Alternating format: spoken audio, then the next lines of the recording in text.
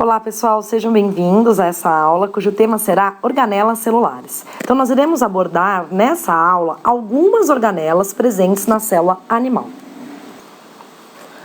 Nesta imagem, então, nós temos uma célula eucarionte, isto porque ela possui núcleo, entretanto nós não vamos abordar o núcleo nessa aula. Nós vamos iniciar a aula com esta organela que fica bem próxima ao núcleo, onde eu estou passando o ponteiro, representada em azul, que contém essas pequenas bolinhas associadas à sua parede, que seriam os ribossomos. Vou pegar aqui nesta imagem, é uma imagem onde só tem o retículo endoplasmático rugoso, e essas bolinhas, que são os ribossomos, estão representados em vermelho. Essa imagem abaixo, ela é uma imagem obtida pelo microscópio eletrônico, e cada um desses pontinhos pretos seriam os ribossomos associados, ao retículo endoplasmático rugoso. Primeiramente, então, nós reconhecemos a forma desta organela. Agora, qual é a sua função? A função do retículo endoplasmático rugoso, justamente por ter ribossomos associados a ele, é de produzir proteínas. Como ocorre essa produção?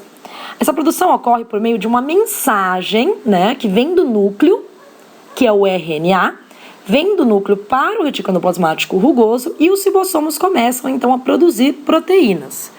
E também essa organela aqui, além de produzir proteínas, ela também é responsável pelo transporte dessas moléculas pela célula. Nós acabamos de ver os ribossomos associados ao retículo endoplasmático rugoso. Entretanto, também existem ribossomos livres no citoplasma. Então, ribossomo é uma organela que a função é produção de proteínas. E essa organela pode estar ou associada ao retículo endoplasmático rugoso ou simplesmente livre no citoplasma, mas com a mesma função, produção de proteínas em decorrência de uma mensagem do RNA vindo do núcleo. A próxima organela que nós vamos trabalhar é o retículo endoplasmático liso. Como vocês podem ver nessa imagem aqui, o retículo endoplasmático liso não tem ribossomos associados. Então, a sua função não é produzir proteínas. A sua função é produzir hormônios, ácidos graxos e fosfolipídios. Fosfolipídios são as moléculas que tem na nossa membrana das células. Essa outra organela aqui que eu estou apontando com laser é o complexo golgiense. Nesta imagem, podemos observar o complexo golgiense com várias vesículas, bolsinhas saindo dele. E nesta imagem de microscopia eletrônica, também podemos ver essas estruturas. A função do complexo golgiense é transportar proteínas produzidas pelo retículo. Então, as proteínas produzidas pelo retículo endoplasmático rugoso são encaminhadas para o complexo de Golgi. Nessa organela, elas podem ser modificadas, separadas e empacotadas para serem enviadas para fora da célula. Então, aqui dentro podem ter proteínas que foram produzidas pelo retículo endoplasmático rugoso, elas são encaminhadas para o complexo golgiense e, por meio de vesículas, bolsinhas, elas são empacotadas e encaminhadas para fora das células.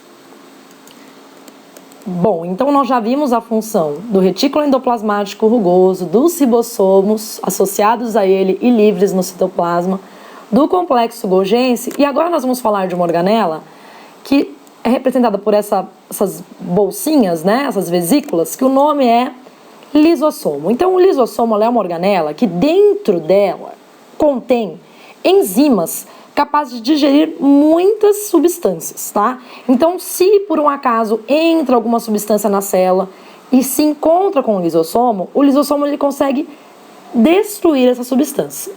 Essas substâncias chamadas de enzimas, como se fossem tesourinhas, que iriam destruir o que entrasse. Então, o lisossomo ele é responsável pela digestão celular. Então, nesta imagem, vamos verificar a associação entre o retículo endoplasmático rugoso e o complexo golgiense. Então, vamos observar aqui que o retículo endoplasmático rugoso tem ribossomos associados que estão representados por esses pontinhos amarelos. Por meio de uma mensagem, o RNA que veio do núcleo, esses ribossomos estão produzindo essa proteína azul, que está sendo encaminhada para o complexo golgiense.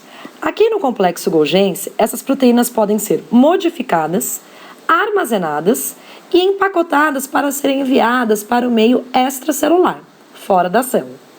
Um exemplo disso pode ser a glândula mamária, né, as células da glândula mamária produzindo leite. Então, o leite seria essa proteína azul que está sendo encaminhada pelo complexo Golgi e, posteriormente, para fora da célula.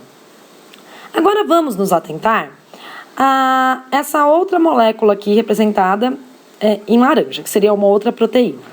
Essa proteína também está sendo produzida pelo retículo endoplasmático rugoso, sendo encaminhada para o complexo Golgi, mas ela não está sendo, tendo como rota, né, o meio extracelular. Ela não está sendo encaminhada para fora da célula.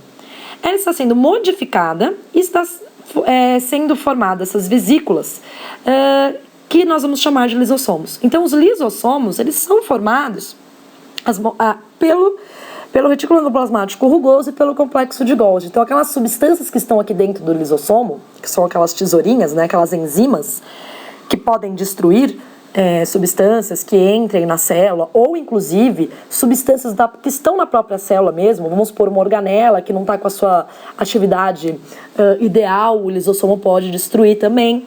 Aqui está mostrando essa substância vermelha entrando, né, uma substância estranha à célula, ela encontrando, né, o lisossomo e o lisossomo destruindo essa substância.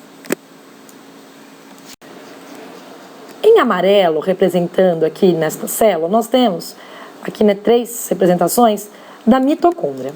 Aqui uma imagem da mitocôndria, né, uma representação, e aqui uma imagem obtida por microscopia eletrônica. A mitocôndria é uma organela muito importante para a célula. Por quê? Porque é no seu interior que ocorre a respiração celular, que é uma reação química a partir do açúcar que você ingere na sua alimentação e do gás oxigênio que você inspira na sua respiração. E com isso, aqui dentro da mitocôndria, acontece uma reação química para a obtenção de energia, para o funcionamento das suas células. É muito importante sabermos que todas essas organelas mostradas nessa aula estão presentes em todas as células do nosso corpo. Entretanto, a quantidade delas pode variar. Um exemplo disso é as células da glândula mamária, que produzem a proteína leite. Essas células vão ter uma maior quantidade de retículo endoplasmático rugoso, de ribossomos e de complexo Golgi, porque essas organelas estão associadas com a produção e transporte de proteínas. Já um espermatozoide, que é uma célula que precisa se movimentar para levar o seu material genético para encontrar o óvulo, ela faz a movimentação desse flagelo para conseguir fazer o caminho dentro do corpo da mulher. Então, ela é uma célula que vai produzir poucas proteínas, entretanto, vai precisar de muita energia. Então, ela vai ter muitas mitocôndrias. Isso não quer dizer que ela não vai ter outras organelas, mas ela terá mais mitocôndrias em relação a uma outra célula. Se eu tenho uma célula cuja função é produzir hormônios, por exemplo, ela vai ter mais retículo endoplasmático liso. Eu tenho uma célula de defesa do nosso corpo, que protege o nosso corpo de substâncias estranhas que entrem em nossas células. Ela vai ter bastante lisossomos para destruir essas substâncias que entram. Então, a quantidade de organelas que pode mudar, mas todas as células têm as mesmas organelas. Então é isso, pessoal. Espero que tenham aproveitado essa aula.